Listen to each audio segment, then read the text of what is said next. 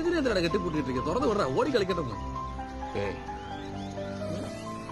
ഇതേതാടാ ഇനം?